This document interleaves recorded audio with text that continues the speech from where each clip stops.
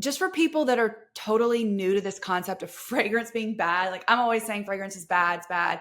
And you're a fragrance company. What is like the big thing? What do people need to know about fragrance? What's the problem with it? It's so funny. We have so many people say, because we're like, yes, fragrance is toxic, but we have the word fragrance listed all over our website. Right. But we tried to call it something else, but at the end of the day, that's how people know it.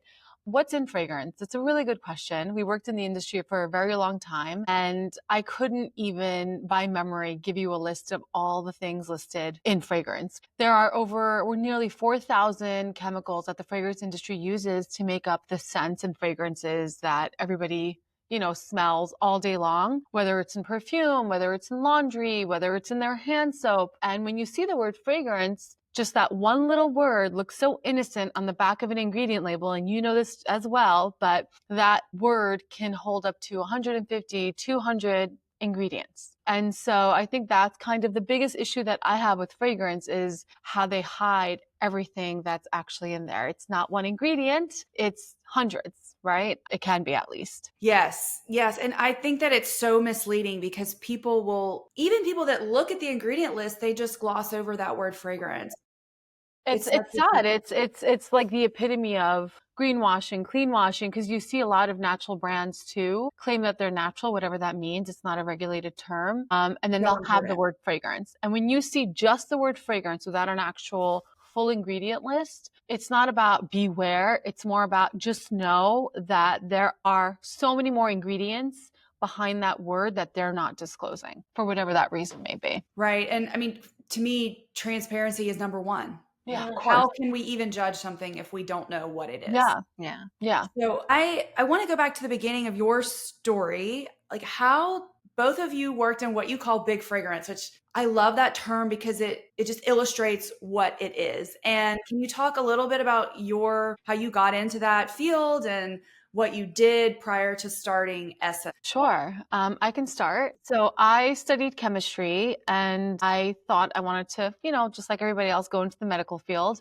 until I learned about the beauty industry. And I thought that sounds a lot more fun, a lot more, interesting. And so I was a skincare cosmetic chemist out of college. I developed and formulated, lotions and face lotions and skincare and eyeshadows and all that fun stuff. But growing up, funny enough, I was always obsessed and really interested in fragrance, perfume. My mom had a fridge of perfumes, like literally a whole, not a cosmetic, not a mini fridge, a whole refrigerator upstairs dedicated to housing all of her fragrances. And so I grew up with that and a love just for fragrance. And I just never even knew to think that this is an industry I want to be a part of. I just thought that, I don't know, I didn't really think about how it came to the market. And so after working in the beauty industry, I learned a little bit, just sort of by accident about the fragrance industry. And so I thought, okay, that's where I want to be. And so I ended up working for the top fine fragrance and flavor sort of manufacturer in the world. I worked there for nearly 15 years. I had an array of positions there. I was in the lab because I thought, because of my background, it makes sense for me to be in the lab. I want to be a perfumer. And then after a year, I was like, okay, I don't want to be around these chemicals all day, every day. So I went into account management and I was in what you would consider sales account management for, I don't know, over 10 years. And so which was fantastic because really what that enabled me to do was see what it took. Like it was kind of like a bird's eye view of everything it took to get a fragrance onto the market. So you were a part of developing it. You were a part of making sure that it met all the standards and, so it was kind of like mini entrepreneurship before I was able to even think about launching a business like SS. That's really And then, interesting. yeah. Why did you said you wanted to go to the account management because of the chemicals. Were you just getting sick of being around them or had you already I was started? because you're around them, like you're dealing with 100% of the raw material, right? So it's not like, oh, you're around all these beautiful fragrances. You're not.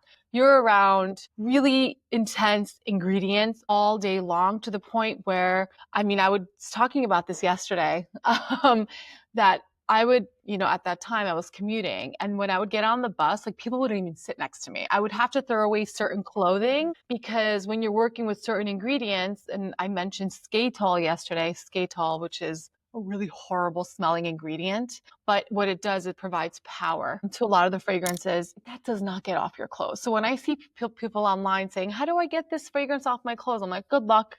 I had to throw away so many items of clothing that I was like, this is just insane. I do not want to do this anymore. It's just, it wasn't that I was so like, I'm not even sure if I was aware of the toxicity yet. It was Okay. more the intensity because I wasn't really dealing with regulatory at that point. I was just kind of still in the lab. But yeah, being around the intensity of those raw materials, like I constantly had headaches. I just didn't feel good. It didn't feel like a healthy environment to work in. So I was only in the lab for, I would say, a year, less than a year. And then I was like, I do not want to be in perfumery. I want to be a part of like the bigger process of what it takes to develop a fragrance and put it out on the market. That's so interesting. Is skatol a toxic ingredient? Is it a what? A toxic ingredient, would you say? Yeah, look it up. It's so funny. It smells like fecal matter. Whoa. Yeah, I know. I know. A lot of the ingredients that are in fragrance, they don't smell beautiful alone, right? And you can say that for anything. You can say that for synthetics, you can say that for naturals, which is why there is an art to perfumery. It's not like a commutative property like in math where 1 + 1 = 2. You're not going to add a beautiful ingredient plus a beautiful ingredient and get a beautiful fragrance. That's not how Mhm. it works. And so you are dealing with a lot of ingredients that don't smell great. But what they do is that they create the base of the fragrance. Sometimes they add power. Sometimes they add a sensuality at a really low dosage. Sometimes they pair well with other ingredients to give you a final beautiful product. But yeah, it's Skatol's not. I think you should look it up. It's a really interesting ingredient, and it's in a lot of fragrances, and it's pretty toxic. What's so interesting, just from my perspective of looking at ingredients, so I've never come across that ingredient, and my guess is because they're not, the brands that are disclosing their ingredients are not using it, and the ones that aren't disclosing it might be using it. And you're right, the power behind some of these fragrances is crazy. How It's strong they crazy. And it's just the toxicity, the power, all of it. I mean, I actually, and I didn't mention this earlier, but I left the skincare industry because of its toxicity. I was dealing, it was on the manufacturing side, and we were making a lot of lipsticks. And I just remember a lot of the guys on the manufacturing floor getting sick, right? And that's kind of the truth of it. And I thought to myself, like, oh my gosh, like not only don't I want to be a part of making these products, but I certainly don't want to get sick. A lot of the silicas, a lot of the things that go into lipsticks that make it last all day long, all the things that consumers think they want have unfortunately, a toxic truth behind it or a toxic reason behind it. If something that lasts all day long, it's probably not good for you. Right.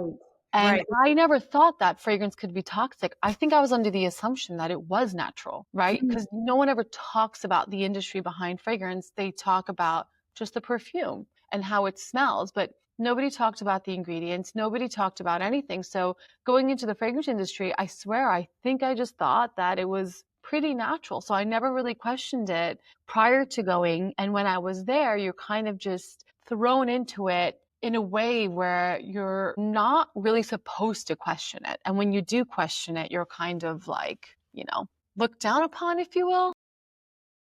More like, oh, it's fine. Don't worry about it. Like you Yeah. don't understand. You You don't don't. understand the science We've behind been in it. this for a long time now. You guys are juniors. You guys don't understand. And were you in chemistry as well, or did you come into the business from a different angle? Yeah, so I was chemistry as well in college. And then the reason why I got into chemistry is I grew up with eczema, like really bad eczema. It was like even my baby pictures I'm completely red. As I like got older, it was like red on my eyes, my back, my neck, like the real eczema that a lot of people go through. And when we were working in New York, I was just used to taking steroids all the time, used to taking whatever medicine I needed to do to appease, yeah, to be able to wake up in the morning, you know what I mean? This was as a child, even. Oh, yeah, even as a child, I that's why I think I got interested in ingredients and in skincare and the chemistry behind making these products is because I grew up looking at that ingredient list all the time. I Because I see. couldn't, just take any traditional skincare that's on a shelf and just put it on my skin because I would get so irritated and itchy. I So see. I think that's why I got into chemistry in college. And then After that, I was like, I want to get into the beauty industry. What's the first foray into it? How can I start working in labs? So that's when I worked at the same company with Seda. And I got a master's in cosmetic chemistry to also learn more about formulation and how to really bring new products into the market. And so my entire career at that company was all in the lab. So I would put fragrance into products. I would test their stability. I would also, and with Seda, we would go to the manufacturing floor and see how these products are made. Interesting. And so at this company, you were making not just perfumes, standalone perfumes, you were making fragrances that were being added to all the different products. And did you say flavors as well for food? Yeah. Yeah. So these fragrance manufacturers also double as flavor manufacturers. And so it's no surprise that you see fragrance on an ingredient label, but you also see flavor. So it's the same companies, it's the same trade secret laws that they abide by. And that's how they get away with not listing their ingredients. But we were not involved in flavor manufacturing. We did collaborate with them from time to time for the sake of our customers, but we were on the fine fragrance side. And when Right. you mentioned that we're putting these fragrances into bases, it was more on behalf of our customers because our customers, not all of them were just launching perfumes. Some of them were launching body lotions. They needed to see these fragrances in their body lotions. So Amanda had to oversee the stability there. You know, you can't just take you can't just take a perfume oil and add it to a bunch of different ancillaries. They need to be stable, and sometimes you need to do raw material replacements.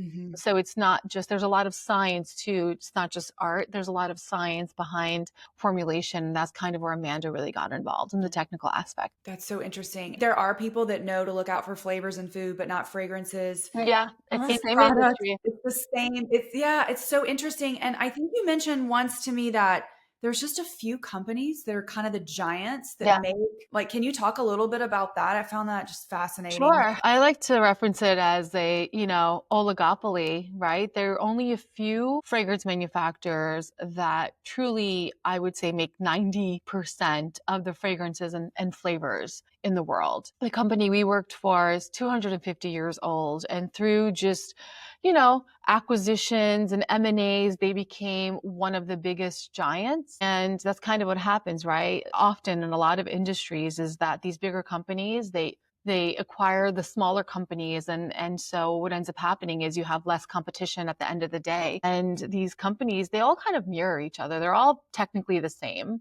They make fragrances, they make flavors. A lot of them also create the fragrance molecules, the synthetics that we often talk about that go into these fragrances. And so the company we worked for, a really small part of their revenue, right, is fine fragrance. A bigger piece of it is really creating the innovative molecules that go into these fragrances to give them the performance and the olfactive sort of, nature that they have. Because the thing with fragrance on the market is that every brand, because the brands come to the company that we worked for. So brands typically are not developing their own fragrances. They are outsourcing their fragrance development to the fragrance industry. And so every brand comes to each fragrance manufacturer and says, I want to make sure my fragrance smells the best, right? I want to make sure that my fragrance is big and it lasts long and all the things that we see and sort of, people talk about online. And so these fragrance houses that they're called, these fragrance manufacturers, they're sort of tasked with, okay, how can we compete with,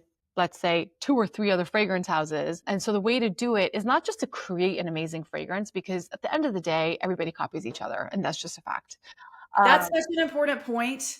When brands tell me they don't want to share the fragrance, I've heard this It's before. all It copies. can be copied. Of course. Yeah, it's crazy. 100%. Everything is copied. And there is no way to really prove it other than just kind of smelling it, right? And even when we had clients come to us, they would say, I want a fragrance that smells like Coco Mademoiselle. I want a fragrance that smells like D&G Light Blue. And at the end of the day, especially the bigger the company, the less risk they want to take. So they're not going to put a super unique fragrance onto the market and wait for 20, 30 years for it to develop a cult following. What they're going to say is, I know Coco Mademoiselle is the #1 fragrance in the world. And, there's actual data. There are a lot of data trackers within the industry. And so that's kind of a fact. Coco Mademoiselle continues to be in the top 1 or top 2 fragrances in the US at least. And so based on that, we'll have a lot of customers come to us and say, okay, well, make me a fragrance that smells like that. And it's quite easy to do that. And it's quite easy to do There's that. a machine called a GCMS that you can just put the solution in from the competitor product, and then you can see the peaks of what those molecules are that's being emitted. Yeah. Yeah. And so commerciality really wins in the fragrance industry, especially with these bigger conglomerates, right? They don't want to take the risk. They're putting a lot of money behind their launches, and they want to know that there's already a following for this olfactive type, if you will. That's why there's a lot of dupes already. That's why there are a lot of dupes. And now Interesting. they're not even shying away from being a dupe. It's almost like they have brands that are essentially like the foundation of their business is being a dupe brand. But other fragrance brands do that too. I mean, if you smell, and I don't want to call any brands out, but half the time there are just like 10 fragrances that are constantly being remixed and relaunched and reformulated on the market. But I think that also brings up a good point, is the reason why fragrance houses create ingredients in-house, create molecules in-house, is that so they can compete, so that their competitors can't exactly replicate their products because of these specialty chemicals that they make just for their customers. Until they sell that specialty molecule to them. Eventually it's going to get out there. And so how are they just competing based on the marketing and branding Yes. alone? Or is there, I also wonder, is there an addictive quality here? How much emphasis is put on making things addictive? So I feel that with food and flavors, these chemicals, they're made to be addictive so that people keep buying, buying, buying. Is there some of that going on in fragrance? Of course. There's so much consumer market testing in fragrance. And the idea is like addictiveness is probably one of the number one criteria that brands look for, right? And because of that, there is a lot of vanillin used. And why is vanillin used? Vanillin is a naturally occurring compound found in vanilla. And the fragrance industry synthetically recreates that compound so that they can make it for cheap and so that they can make it in really large quantities. And vanilla, and this has been tested and proven, is in the world the most universally liked sort of scent profile and flavor profile. And there are some scientific reasons behind that. Some people have linked it to mother's breast milk and things like that. And also the nostalgia of vanilla growing up with, your grandma baking. And so there's a lot of science behind that. Fragrances, especially now, everything I smell on the market, I'm like, this is just vanillin and ethyl maltol. Ethyl maltol is another synthetic molecule that smells kind of like caramel, if you will. Mm-hmm. So everything, and so when we smell these fragrances, we're smelling a lot of vanillin, which is so inexpensive, a lot of ethyl maltol, which is so inexpensive. And these companies, they're charging an arm and a leg for these fragrances. And I'm thinking to myself, this must have cost 50 cents to make. And it's being sold for $200-$300. But the fact of the matter is that these brands are only going to sell what they know people like in a really inexpensive way. And that's kind of the formula, right, behind a successful fragrance is effectiveness and margin. And you mentioned vanillin and ethyl maltol, and those are both synthetic. Mm-hmm. Correct. And I've seen you talk about how real vanilla doesn't smell like vanillin. No. So interesting. vanillin, so funny enough, I think we all grew up on Breyers ice cream, right? And we saw what happened. I don't know if you heard about the Breyers lawsuit, but they were sued basically for misleading marketing claims saying that they have all this vanilla in there, and there's no vanilla. There's no real vanilla in Breyers vanilla ice cream. There's vanillin. And I think it's quite amazing that they were actually able to, have this lawsuit and get a payout for it and for calling out this sort of, heritage ice cream brand for lying to their customers and saying that there's real vanilla in there. So vanillin is what the flavor industry and what the fragrance industry typically uses to scent and flavor their products. It is the really sweet part of vanilla. So vanilla contains over 200 naturally occurring compounds, right? And vanillin happens to be one of them. And so the industry will essentially, I don't want to say extract the vanillin, but they will create a vanillin synthetic molecule. And so that's why everything smells so sweet. So when you compare real vanilla to what you think, not you personally, but what a typical consumer would consider vanilla, it smells completely different. Real vanilla is balsamic, it's resinous, it's leathery, it's woody. It's almost a fragrance in and of itself. It's really nuanced. It's darker. It's boozy. It's gorgeous. And so when we launched Sweet Cream Vanilla, and I think this is totally on us, we named it what I think somebody would typically name a, vanillin-ridden fragrance. They're like, this isn't vanilla. I'm like, no, it's actually real vanilla, but most people haven't smelled real vanilla. And I'm not even talking about the vanilla from Whole Foods. Amanda sourced the most beautiful vanilla on the market. It is extremely expensive. I guarantee nobody's cooking with this vanilla. And if they are, they're having Michelin star meals every night. And so it smells completely different. And the extraction process of an ingredient also really determines what it smells like. We have several gardenias in-house that have used different extraction processes, and they all smell completely different. So it's not just enough to say this is a gardenia, or it's not just enough to say this is a vanilla. Even real vanilla or even real gardenia smells different based on the extraction process that it went through. So interesting. And probably there are chemicals that go into the extraction. And so can that impact it as well? Of course, 100%. Yeah. I want to point out to anybody listening, they don't know that all of your ingredients are natural, which is incredible, especially once you smell them. And they smell amazing, and there's so much there. It does not smell like an essential oil. I think a lot of people believe that if they're not going to use fragrance, they've got to just use like a roll-on essential oil. This is not it. This is so different, so much more complex and intricate and unique and beautiful. I love the fragrances so much. I should say that. And I love talking about ingredients. Yeah. I think this is so cool. But I do want to, I kind of started off with asking you about your personal journeys. And I want to tie this to health, because I think that, health is number one. I think I love beauty and I love to enjoy beauty products, but obviously health has to come first. And I know that Amanda, you struggled with eczema. Did you link that to fragrance at any point? Yeah, I mean, I avoided fragrance for a long time. And then when I started working in this industry, I started to try to figure out which ones were causing more irritation versus others. And having, the resource to see so many different ingredients, I got to see sort of what's more irritating, what's less irritating. I remember I would go to the dermatologist, and at a certain point, she's like, why do you work in the fragrance industry? And like, she wanted me to get onto I forget the name of the medicine I was supposed to take an injection like every month. But I was like, I'm not going down that route. Like, I can't. Like, I gotta, stop the steroids and stop doing things like that. But you learn quite quickly what can be irritating and what cannot be irritating as well. And everyone's different too. Yeah. I mean, I also have a severe nut allergy. So there's definitely things that are more irritating than others. Do you feel like once you got out of big fragrance, did that help? Yeah, I'm actually I was thinking about it the other day. I was like, I haven't been on steroids that I've been on for like 20 plus years of my life. So it's been very exciting to not have to deal with that.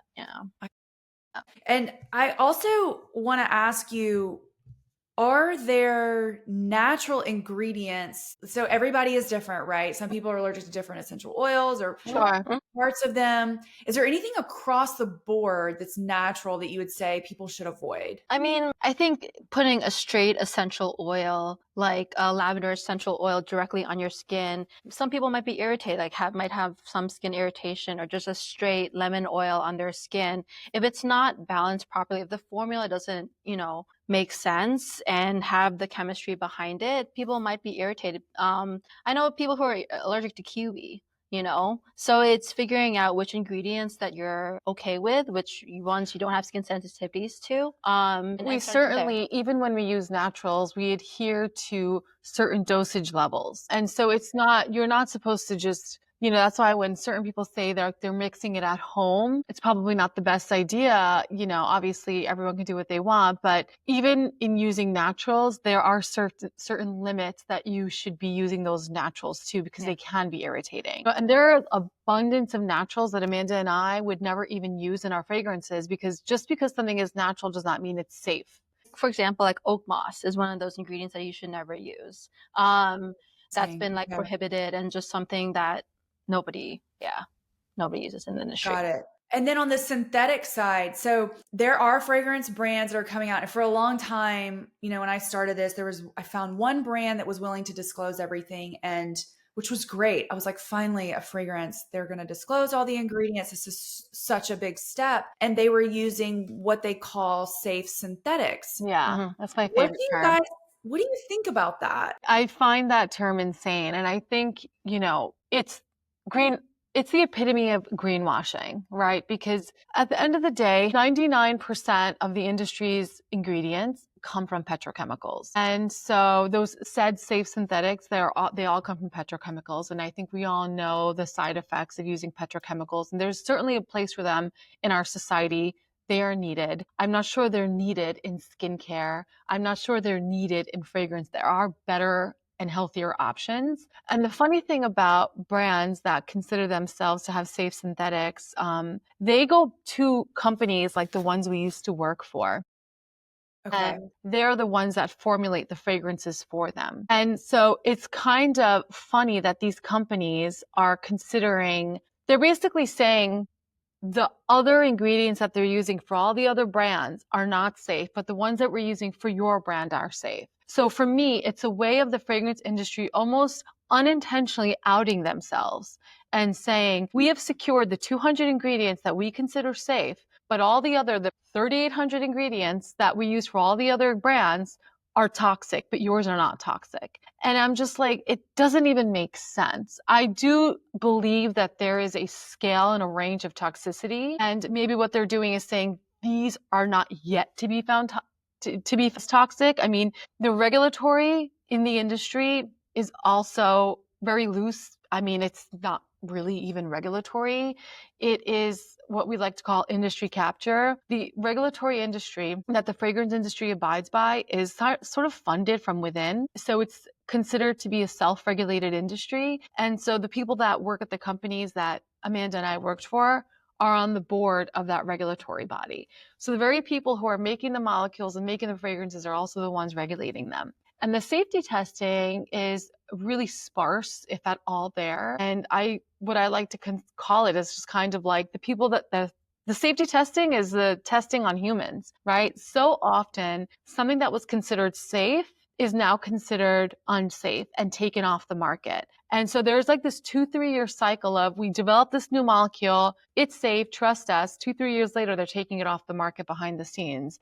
You're never knowing. They're not telling consumers, whoops, this is no longer considered safe. We're taking it out off the market. I mean, it's just this sort of, futile cycle. That raw material placement is quite similar in like molecular structure as an ingredient that was originally banned. Yeah. So for instance, there was an ingredient like diacetyl, and it's the flavor and I guess fragrance ingredient that they would add to popcorn. It smelled like buttered popcorn. And so the movie popcorn that everybody grew up loving and eating was flavored, I hate to tell you, by an ingredient called diacetyl. It is a naturally occurring ingredient found in butter, right? Diacetyl does naturally occur in butter, but the one that we all ingested is a synthetic version, and the one that we smelled is a synthetic version. So, we have a really funny story of so diacetyl needed to be replaced because it was no longer considered safe. People were getting sick on the manufacturing floor. So they needed to replace, but the replacement itself was banned 2 years later. And so what's happening is, like Amanda said, they're replacing these not so safe ingredients with not that safe replacements until they figure it out 2-3 years later. So the safety testing is very limited. And then to just top it all off is just like the consumer would never know because it's still just listed under the word fragrance, right? The switching is happening, and you're sitting at home eating your popcorn or, So diacetyl has been banned, and then has it actually been banned, diacetyl?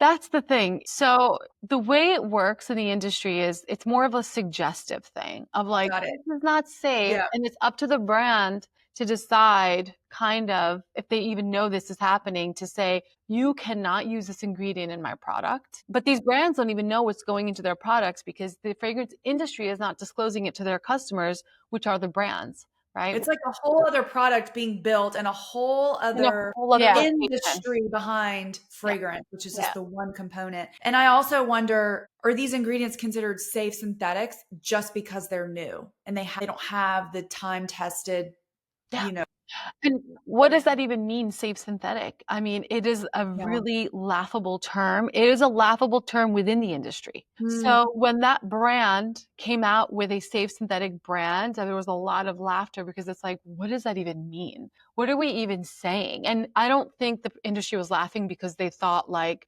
they just, it's all the same, right? They look at synthetics and like at the end of the day, they all come from petrochemicals. What do we know? Like you were saying, why is this any safer than what we've been using? Is it because it's newer? Is it because it has a more sort of muted olfactive sort of tone? Like what makes it safer than anything else? And a really good answer to that is nobody really knows. yeah. What's interesting too is I've used products that have safe synthetics for the fragrance, and some of them are so strong. I'm like, this can't be okay, because I start to feel the way that I feel Yeah. when I am around synthetic, regular fragrances. So part of it is just like a gut check. Like this Yeah. doesn't, Sure. once you know what real smells like Yeah. and what healthy smells like, it's like you can kind of say this something's not right here. Something's not right. Your body's telling you. And like I have read about musks and how musks are bad for us. I am curious, are musks even still being used, or they are? Yeah. That's so Musks interesting. are very inexpensive. Do a quick Google, like what fragrance ingredients are bad. Musks is what comes up, but I don't ever see it on lists. Musks are still a threat, is what you were saying. Still widely used. They're everywhere and they're really inexpensive and they're really powerful. And so when people say, I want my fragrance to last longer and longer and longer, musks often are able to do that. And they're in at really high dosages in fragrances. They're very often Really? also used in laundry. And they mask like the odor in laundry as well. Yeah, they're widely used. Musks are probably one of the top used fragrance ingredients. Yeah. And would you say one of the top to avoid for in terms of toxicity? Yeah. It's just like food. If something is lasting a very long time, if a fragrance is lasting a really long time, or a fragrance ingredient is lasting a very long time, it's probably something that you want to avoid. There's still very limited testing when it comes to the toxicity of, most ingredients, but I feel like galaxolid especially is one of the ingredients that has had some sort of publicity, if you will, some negative publicity. They're finding it in, women's breast milk. They're finding it in like the quart of newborn babies. I mean, it's really crazy. It's something that is just not biodegrading. And at the end of the day, how do a lot of people say, well, what is really the negative effect of that? But I mean, I think at the end of the Nobody asked for that to be nobody inside asked for them. that to be in their bodies forever or in our, aquatic systems forever. And it's hard there's so many variables when it comes to health, right? It's really hard to know the negative effects of one thing. Yes. And so that's where a lot of people hide behind.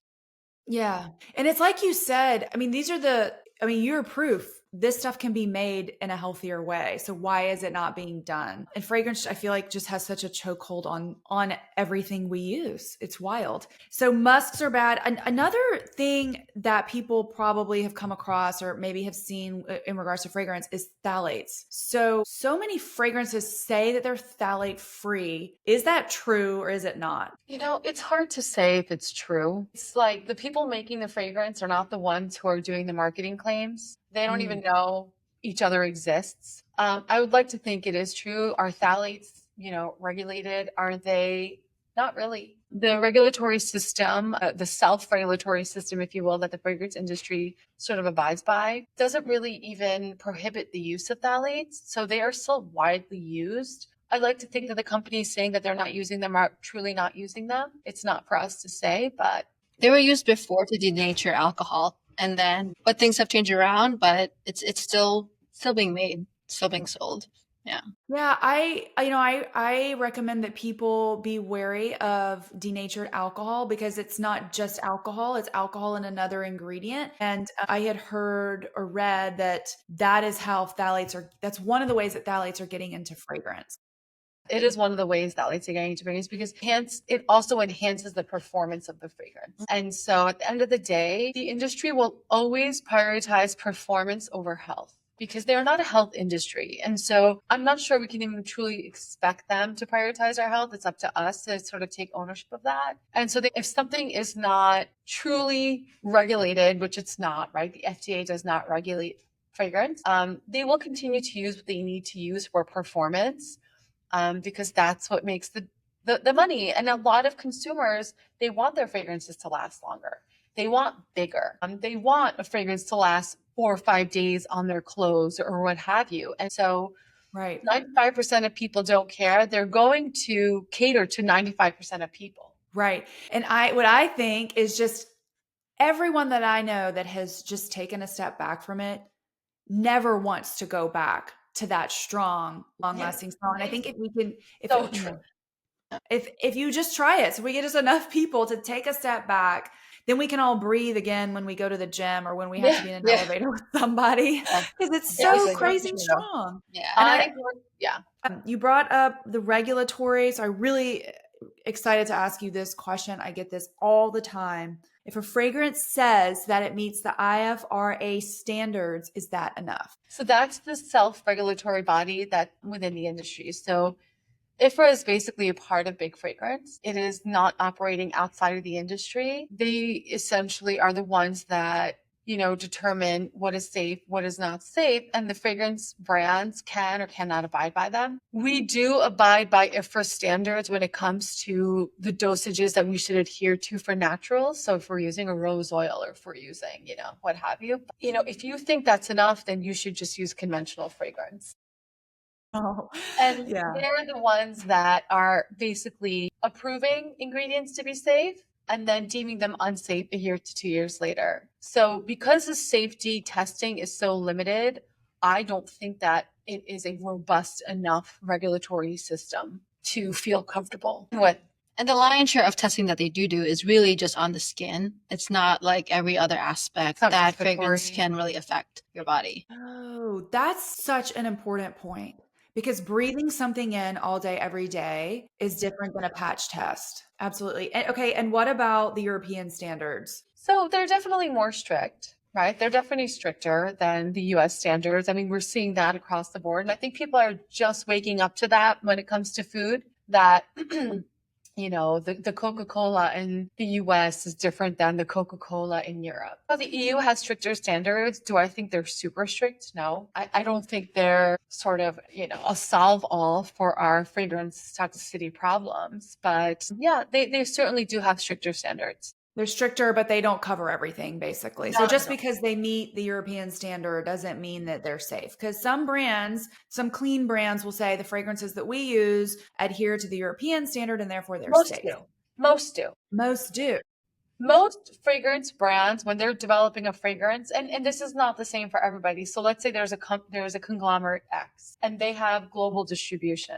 They will say, because we're going to launch this fragrance in Europe as well, make sure that you adhere to the EU standards. Some other conglomerate Y will say, even though we're a global company, make sure that you're only adhering to the American standards for the American distribution versus the EU distribution. It's not black and white.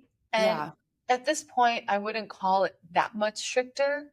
Okay. I don't think that I was working in the industry, I was surprised that they had different standards than the US standards, but I wasn't blown away. I mean, at the end of the day, the fragrance industry comes from Europe.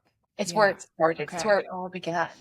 And so, they too are to use the synthetics that we're talking about as toxic. Right. And then in the US, if they were to choose different formulas, say the conglomerate chooses something for the EU and chooses something for the US, are they doing that because they can make it more addictive in the US? They can make it cheaper, both, or what's the reason? There could be a raw material issue, right? Sometimes it's easier to use something than not to use something. It can be a regulatory. It can certainly be a pricing issue. It can be a performance thing. I think the US customer likes things that are much more gourmand, much more sticky, much more sweet, much more addictive.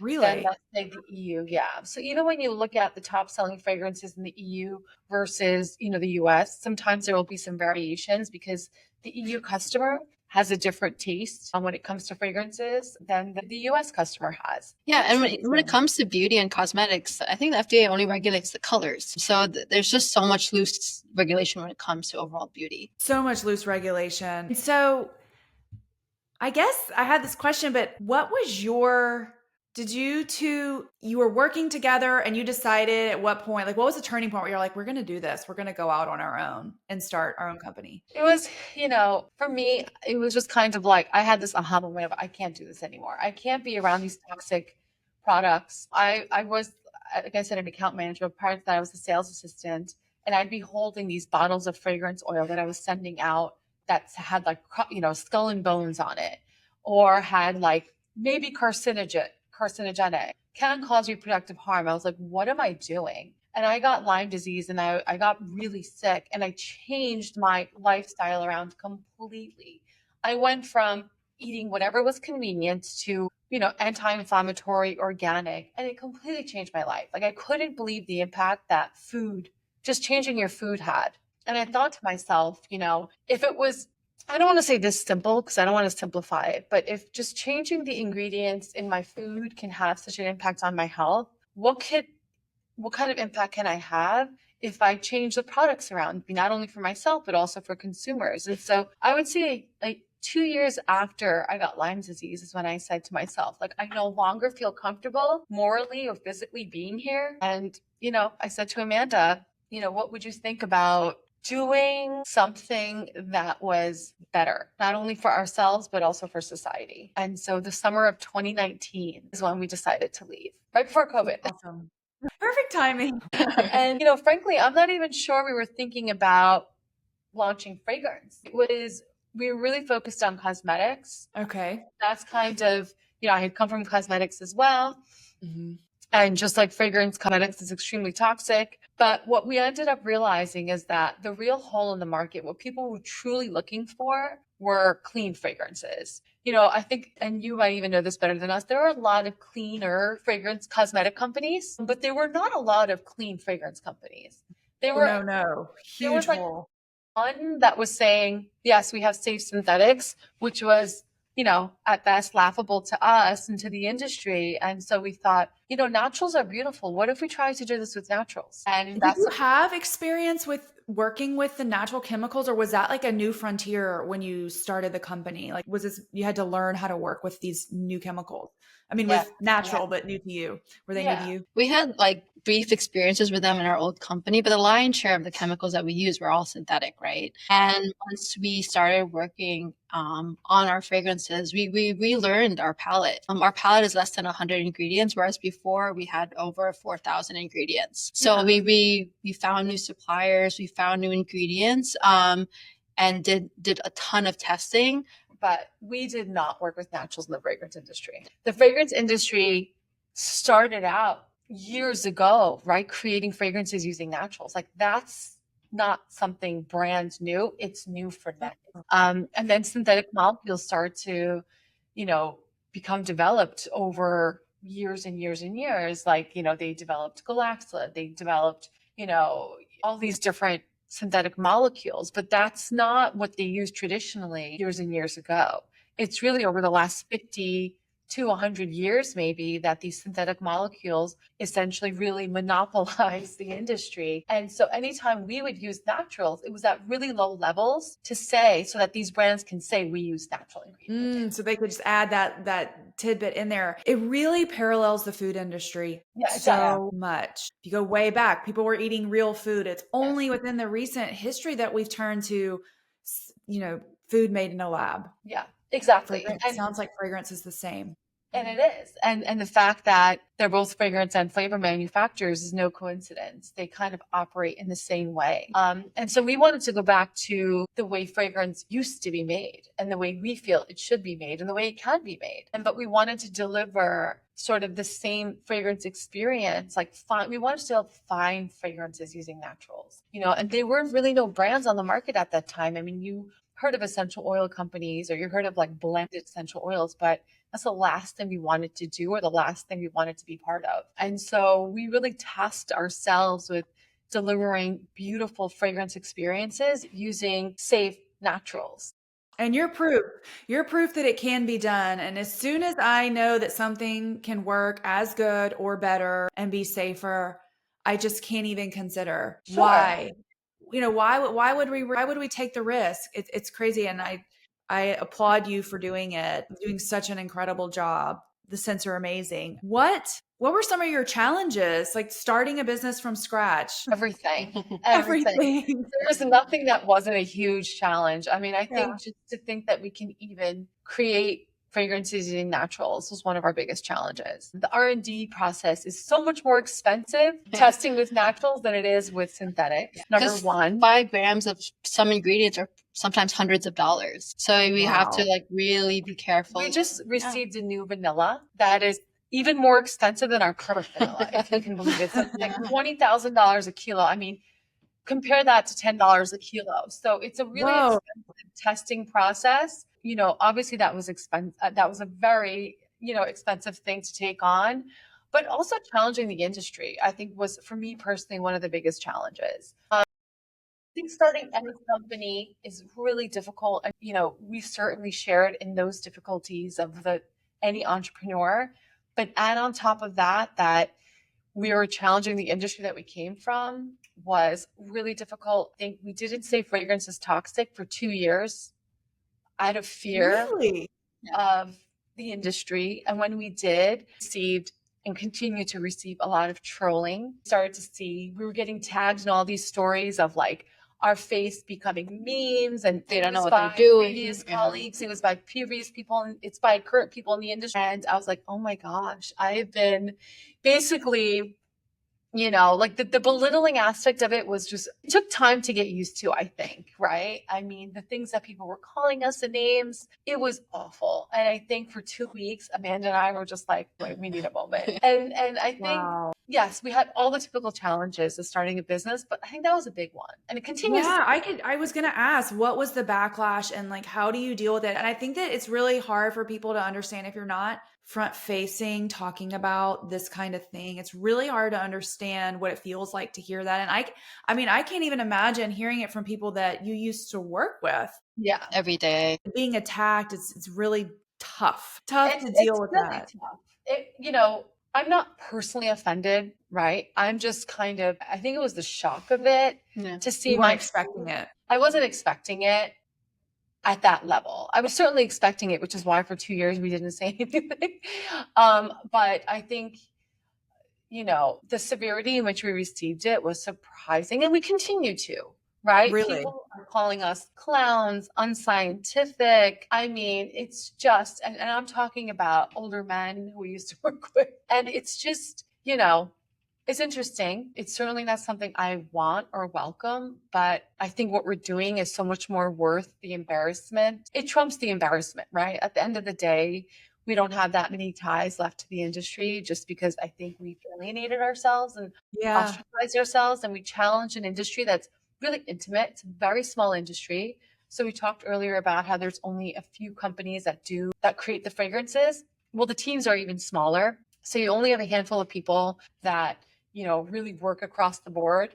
And you know them all. You compete with them, but it's just kind of like, I liken our industry to Mad Men a little bit. I don't know if you've ever seen that, but it's small, right? It's a smaller industry. People, I think, felt personally offended that we said what we did, and that, we did what we did, and nobody really leaves that industry to start their own company. And they certainly don't leave that industry to question it. Yeah. Yep.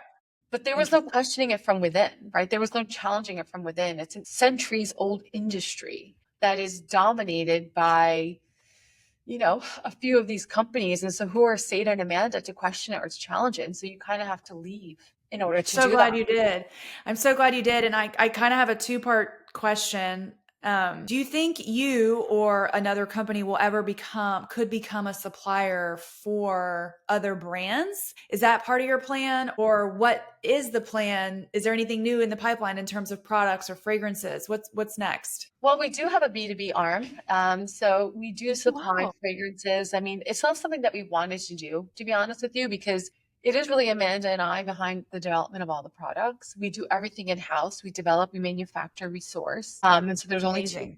Yeah, the lab is right downstairs. The lab is right downstairs. Amazing.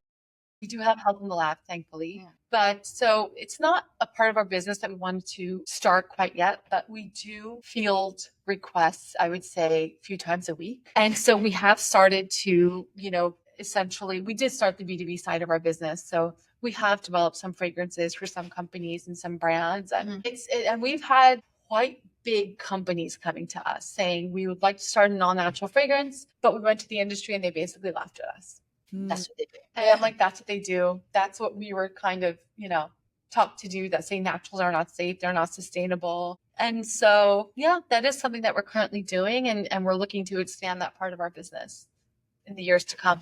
Yeah. And I want to let everybody know too that you make other products that are wonderful. I mean, the hammam, everybody go take a look. The fragrances are amazing, but also if you want really nice smelling products, you guys do a great job of that as well. Thank you so much. Yeah, we're always thinking of new products and new formats and new fragrances. So, and it's usually coming from our customers. They usually come to us and say, I need a clean candle. I need a clean deodorant. And so that's kind of the inspiration behind all our products are truly our customers. And our customers are just as much experts as we are because they're the ones essentially scouring the market for a truly clean deodorant and they can't find it, or a truly clean fragrance or a candle and they can't find it. So, there are people out there that are true expert ingredient label readers, like you, and those tend to be our customers and like our biggest inspiration. I love that. That's awesome. I mean, the room spray, amazing. That's such a great idea. That's a request I get all the time. When you came out with that, I thought that was brilliant. Those are like the conventional room sprays, and conventional air care is so toxic, and even more loosely regulated than fragrance. And let me add, no aerosol. You guys came up with a spray that's no aerosol. It's so important. People don't realize how bad aerosols are. They're just terrible. Well, I love this conversation, and I'm like so proud of what you've created, and then I can share it with people. You guys are doing an amazing job. Thank you so much for taking the time to talk to me today. Yeah. Thank you And so we love much. what you built, and thank you so much for all your support. Honestly, you're so amazing, and I feel like your following and like your community really trusts you. Because of so much knowledge that you share. And you don't cut corners. And I think that's so important, right? And you're not there pushing all these like greenwash, clean wash brands, because I think now customers are finally opening up to how greenwash this, industry is. And so Thank it's you nice for to have saying people that. because people need people like you to help them figure out what these replacements are. Not everybody wants to be an expert, and they shouldn't have to be. If only we can trust these big conglomerates to do the right thing, but we can't. And so it's nice for people like you to also sort of kind of like be their, guiding light. Yeah. Well, it's like you said, there is a strong community of people really dedicated and making thoughtful purchases. And I think it's growing and it's really cool to see.